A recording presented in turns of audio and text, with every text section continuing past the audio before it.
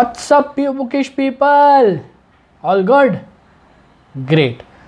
दोस्तों, आज मैं आपसे एक ऐसे बुक के बारे में बात करने वाला हूँ या एक ऐसे टॉपिक के बारे में बात करूँगा जो ना हमारे लाइफ का ना सबसे बड़ा डिसीजन होता है, अपना घर खरीदना। दोस्तों, अगर आपने गलत गाड़ी खरीद ली ना तो रीसेल हो जाएगी। अगर आपने एक कोई बेकार सा फ़ोन खरीद लिया तो 1-2 साल उसको यूज़ करके आप रिप्लेस कर लोगे। लेकिन घर आपने अगर गलत खरीद लिया तो भाई EMI एक ऐसी चीज़ है जो आपको रुला रुला के मार देगी। और अगर उस घर में कुछ स्कैम निकला तब तो घर के बजाय ना आपको कोर्ट के चक्कर काटने पड़ जाएंगे। इसीलिए मयंक अग्रवाल की ये book how to buy a scam free home, ये एक बहुत ही ज़रूरी गाइड बन जाती है। आज मैं आपको इस बुक के कुछ इम्पॉर्टेंट पॉइंट समझाने वाला हूँ बहुत ही सिंपल शब्दों में, ताकि जब आप अपना घर खरीदने जाएं आपका ड्रीम होम ड्रीम ही रहे, नाइटमेयर ना बन जाए। ठीक है, तो बिना टाइम वेस्ट किए देखते हैं इस बुक को और ज़्यादा डिटेल में। सो sit back and relax and here we go। दोस्तों, हमारा पहला टॉपिक है इमोशंस को कंट्रोल करो। ठीक है, हम इंडियंस के लिए ना घर नहीं होता, इमोशंस का हेडक्वार्टर होता है और इसी इमोशन का फ़ायदा उठाते हैं बिल्डर और उसके लोग। ठीक है, सर आखिरी फ्लैट बचा है, जल्दी से जल्दी खरीद लीजिए वरना ये भी चला जाएगा, कल तक बुकिंग कर लो। इन सेल्स एग्जीक्यूटिव का तो काम ही होता है फोमो क्रिएट करना, डर क्रिएट करो ताकि फटाफट से जो लेने वाला बंदा है जाके बुकिंग कर ले। कभी कभार ये सेल्स एग्जीक्यूटिव बहुत स्मार्ट होते हैं। ठीक है, कुछ ना कुछ टेम्पटिंग ऑफर्स या कुछ टेम्पटिंग स्कीम्स निकालेंगे। अभी 1 महीने पहले मेरे घर पे एक ब्रोशर आया था, मलाड ईस्ट में एक प्रोजेक्ट चल रहा है। तो वो ब्रोशर मैंने पढ़ा, 2 BHK का ये प्राइस है, 3 BHK का ये प्राइस है। ऑफ़र ये था कि जो भी आपका टोटल पैकेज होगा, मतलब आपके फ्लैट की प्राइस पे आपका GST, stamp duty, registration, parking charges, ये सब पकड़ के जो पैकेज बनेगा ना, उस पैकेज पे 2 लाख रुपये डिस्काउंट प्लस पास में कोई गोल्ड शोरूम था वहाँ का 10% ऑफ का कूपन। अब जो बंदा फ्लैट खरीदने वाला है उसने कुछ ना कुछ पैसे जमा करके रखे ही है।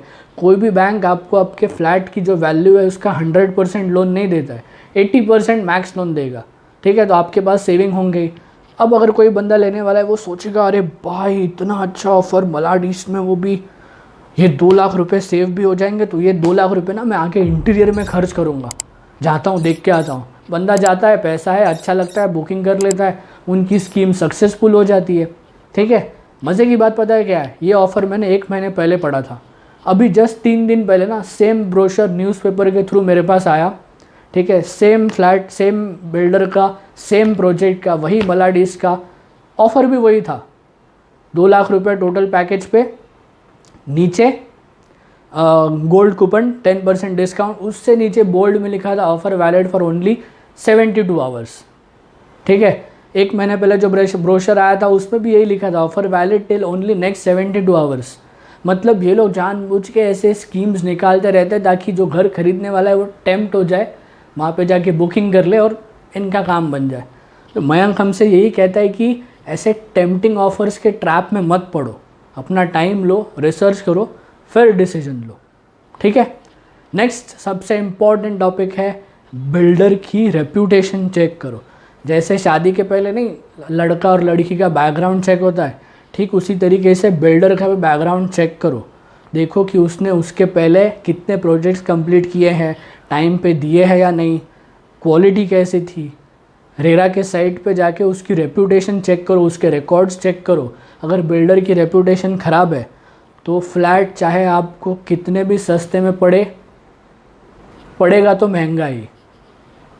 ठीक है, इसके अलावा आपको बिल्डर के लीगल डॉक्यूमेंट्स भी चेक करने हैं, जैसे कि उसका टाइटल डीड, क्या बिल्डर के पास लीगल राइट्स है, उसका RERA registration number, land certificate, approved building plan, occupancy certificate अगर फ्लैट्स रेडी है तो।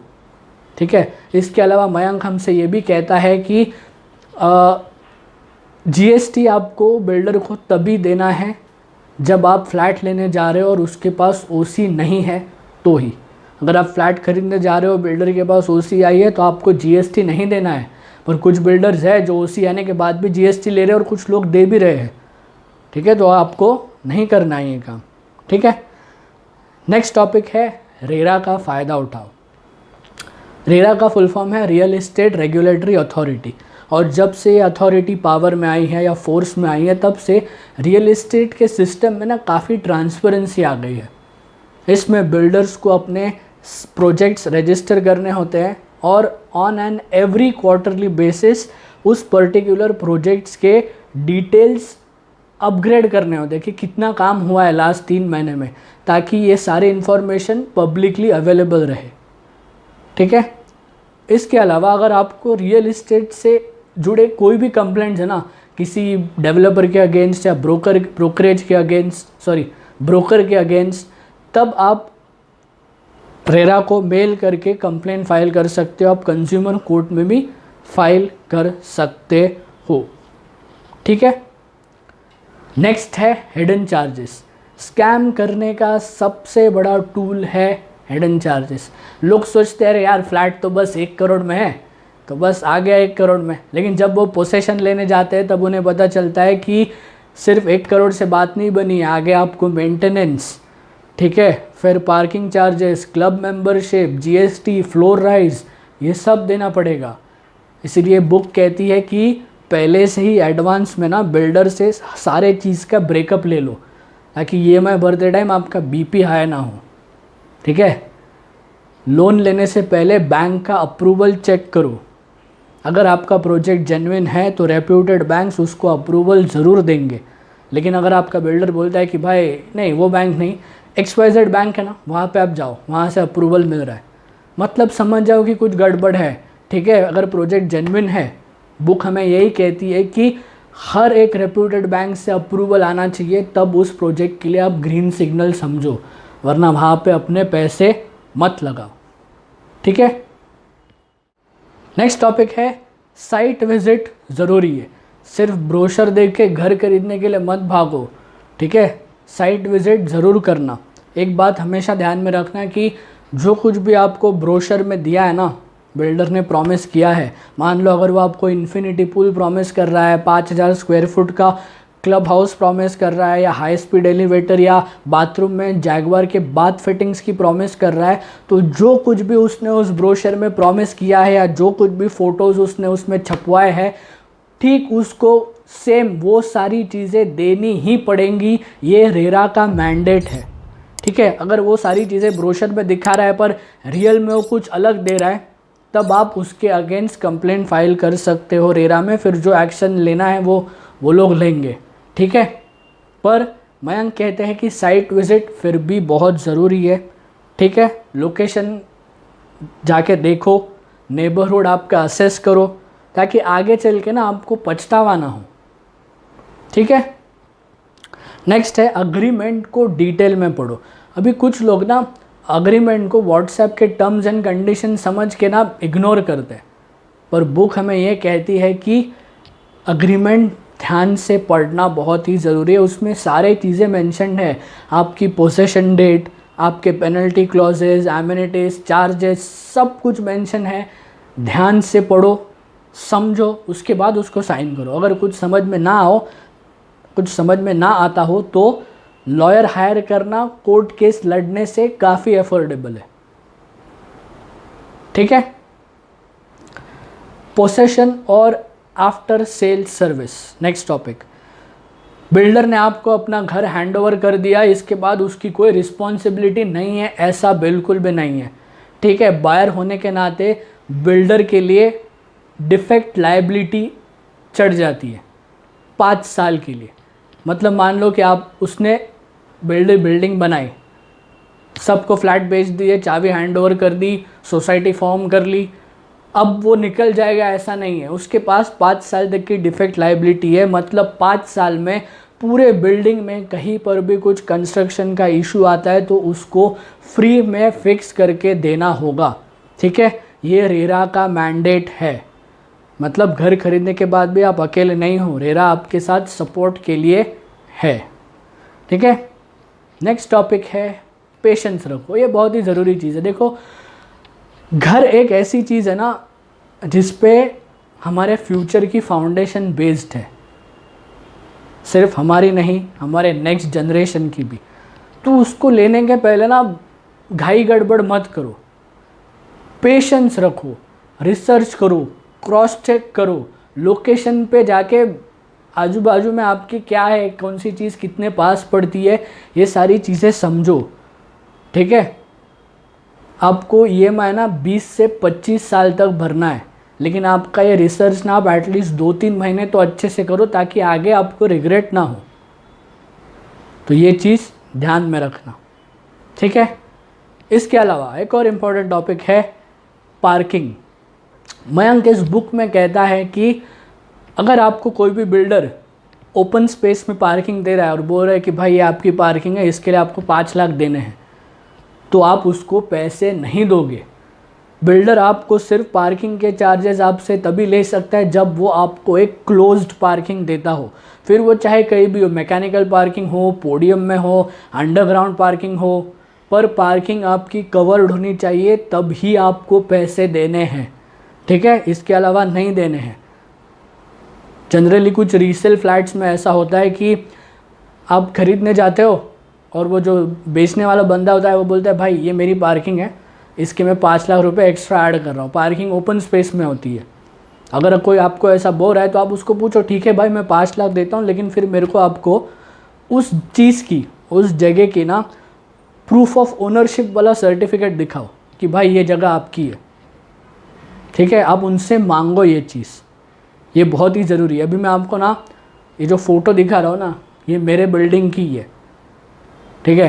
ये देखो, ये दोनों गाड़ियाँ बाहर खड़ी ओपन पार्किंग में, बिल्डर ने इनसे 5-5 लाख रुपए लिए हैं पार्किंग करवाने के।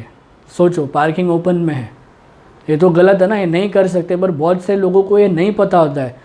बस अपनी गाड़ी पे आ रही होती है, रास्ते पे पार्क नहीं करना है, जो बिल्डर दे रहा है भाई ले लो, ऐसा होता है। तो ऐसा मत करो। ठीक है। नेक्स्ट इम्पॉर्टेंट टॉपिक जो बहुत ही कम लोगों को पता है। अभी हम मान लो आप घर लेने जा रहे हो और आपने डिसाइड किया कि आपको रीसेल में नहीं खरीदना है, आपको अंडर कंस्ट्रक्शन या ready to move in flats होते हैं ना, उसमें घर खरीदना है, नए बिल्डिंग में खरीदना है। आप ब्रोकर के थ्रू जाते हो, तो फ्लैट आपका फाइनलाइज होने के बाद आपको उस ब्रोकर को कोई ब्रोकरेज नहीं देना है। वो बिल्डर उसको 2% दे देगा, आपका 1% और उसका खुद का 1% मिला के 2% बिल्डर उसको देगा, आपको नहीं देना है। कुछ एजेंट्स हैं जो स्कैम करते हैं, बिल्डर से 2% ले लेते हैं और चुपचाप पार्टी से भी 1% ले लेते हैं। तो ऐसा नहीं करना है। ठीक है। Under construction, new construction, ready to move in में बिल्डर उसको कमीशन देगा, आपको नहीं देना है। लेकिन जब आप रीसेल में फ्लैट खरीदते हो वाया अ ब्रोकर, उस टाइम पे बीइंग अ बायर और अ सेलर, आपको दोनों को उसको 1-1% या 2-2% जो उसका कमीशन है इंडिविजुअली देना है। ठीक है। ये बात ध्यान में रखो। तो दोस्तों, ये थे कुछ इम्पोर्टेंट पॉइंट्स मयंक अग्रवाल की book how to buy a scam free home से। अगर आप इन सारे पॉइंट्स को अच्छे से फॉलो करोगे तो फिर मैं आपको गारंटी के साथ कह सकता हूँ कि आपका ड्रीम होम स्कैम फ्री और स्ट्रेस फ्री ज़रूर होगा। लेकिन एक बात ज़रूर ध्यान में रखना कि घर ना सिर्फ दीवारें और छत से नहीं बनता है, ये हमारी फ्यूचर की फाउंडेशन है। इसीलिए उसको खरीदने से पहले जांच पड़ताल ज़रूरी है, रिसर्च करें, टाइम ले, एफर्ट ले और फिर ख़रीदे, ताकि आप आगे जाके आपको रिग्रेट ना हो। और लेते टाइम पे आपको सिर्फ अपना नहीं, आपकी नेक्स्ट जनरेशन के बारे में भी सोचना है। अगर आपको तकलीफ़ होगी तो आगे उनको भी हो सकती है, होगी ही, राइट। तो सोच समझ के घर खरीदना। इन सभी पॉइंट्स में से आपको कौन सा पॉइंट सबसे ज़्यादा इम्पॉर्टेंट लगा हो, ये प्लीज़ मुझे कमेंट सेक्शन में बताना। ठीक है। So this was it from the book how to buy a scam free home by Mayank Agarwal. Mayank Agarwal ना एक काफ़ी एक्सपीरियंस्ड रियल एस्टेट के प्लेयर है। ठीक है। काफ़ी सालों से वो रियल एस्टेट फील्ड में है उन्होंने ये बुक तो छापी है, इसके अलावा उनका एक इंस्टाग्राम पे पेज भी है ये वाला। आप ऐसी और लेटेस्ट इन्फॉर्मेशन के लिए, जेन्युइन इन्फॉर्मेशन के लिए आप उन्हें ज़रूर फॉलो करें। वो काफ़ी बहुत ही सिंसियर ब्रोकर है, ठीक है।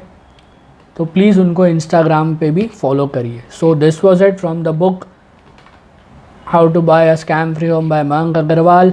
अगर आप इस चैनल पे नए हो तो चैनल बुकिश बॉय को ज़रूर सब्सक्राइब करना, और अगर आप पुराने हो, you know the drill, like share and comment. मिलता हूँ आपसे अगले व्लॉग में एक और धमाकेदार बुक के साथ। Until then stay happy, stay cool, keep reading, and I will see you in the next chapter. Signing out, Tejas Lad.